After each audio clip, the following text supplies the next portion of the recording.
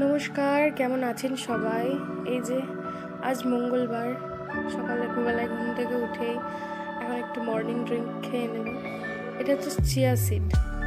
তো আমি কি করি, চিয়া সিডটাকে গোটা রাতের জন্য ভিজিয়ে রাখি, আর সকালে এভাবে যে একটু উষ্ণ গরম জল সাথে লেবু আর খানিকটা মধু দিয়ে ভালো করে গুলে আর কি খাই সকালে।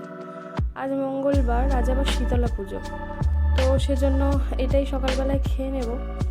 তারপরে ঠাকুরের কাছে যাবো যেহেতু, তাই সকালে আর কিছু খাবো না। তো যাই হোক, এটাকে এখন খেয়ে স্নান ধান করে নেব, দিয়ে একেবারে পুজো দিয়ে তারপর মাকে দর্শন করতে যাব। সাথে তোমাদেরকেও নিয়ে যাব, তোমরাও একটু দেখবে। এই যে তোমাদের সাথে গল্প করতে করতে আমার মর্নিং ড্রিঙ্কটা একদম রেডি। এখন এটাকে খেয়ে নেব,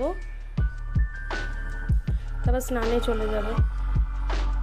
এই যে স্নান করে উঠে এসে দেখি পুজো টুজো দিয়ে তো বাবা চলে এসছে বাজার নিয়ে। তোমরাই দেখো কি কি এনেছে বাবা।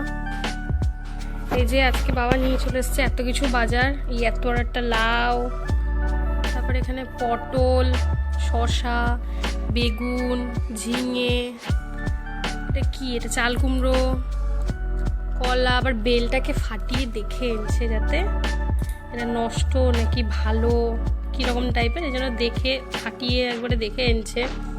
তারপরে একাটি পালং শাক, এটা কী শাক আমি জানি না, যাই হোক একাটি, সেটাকে বেছেই রাখছে, একেবারে বেছে ঠেছে ফ্রিজে রাখলে পরে কি সময়টা অনেকটা বাঁচে। তো এই যে তোর একটা তরমুজ, এক বাটি লঙ্কা, এই এত কিছু নিয়ে এসছে।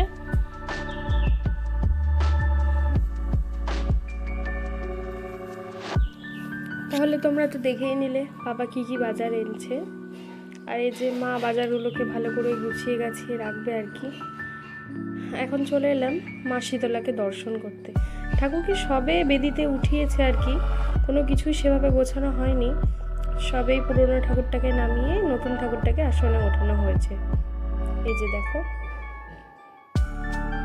কি সুন্দর লাগছে মায়ের মুখটা।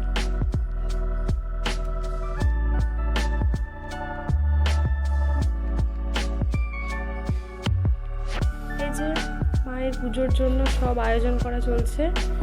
এখানে সব ফল বানানো হচ্ছে, তরমুজ থেকে শুরু করে সমস্ত রকমের ফল আর কি বানানো হচ্ছে। সাথে আমি একটু জোগাড় যন্ত্র করে দিলাম, মা আর আমি ফলগুলোকে বানাচ্ছিলাম, আরও সবাই ছিল। এই যেখানে 2 ডেচকি ভর্তি তরমুজ দেখো। এই যে এরপর বাড়িতে চলে এলাম। বাড়িতে চলে এসে সকাল থেকে তো কিছুই খাওয়া হয়নি, তো একটু মুড়ি খেয়ে নিয়েছিলাম, জল মুড়ি আর কি।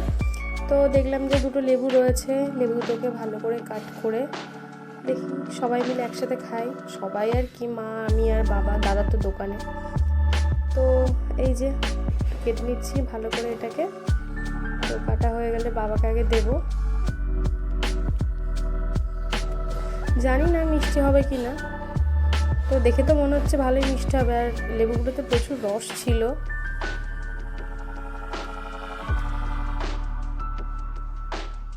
এই যে আমার লেবু কাটাটা একদম কমপ্লিট। এবার বাবাকে দেখি দিই, বাবা কি বলে, মিষ্টি নাকি টক। বাবা তো খেয়ে বলছিল লেবুটা নাকি ভীষণ মিষ্টি। আচ্ছা, তাহলে আজ এ পর্যন্তই শেষ করছি। দেখা হবে পরের একটা নতুন ভিডিওতে। ততক্ষণের জন্য সবাই ভালো থেকো, সুস্থ থেকো, টাটা।